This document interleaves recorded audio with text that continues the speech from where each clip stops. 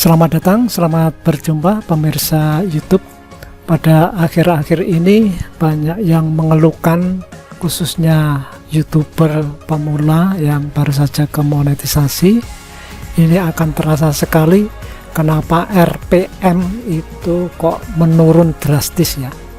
Nah, ini penyebabnya pertama adalah biasanya kalau yang YouTuber lama itu sudah tidak asing lagi karena setiap akhir tahun itu promosi dari pihak pengiklan itu kan turun ya.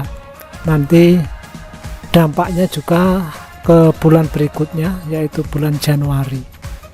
Nah, nanti setelah itu pasti akan ada promo besar-besaran dari pihak pengiklan yang akan menggelontorkan anggarannya lebih besar untuk promosi di YouTube ya.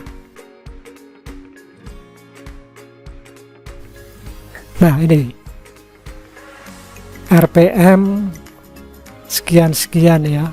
Kita lihat ini 28 hari terakhir. Nah, nanti sobat YouTube jangan bimbang ya, nanti akan normal kembali. Kalau RPM-nya besar, nanti otomatis ya pendapatan kita itu akan bertambah juga.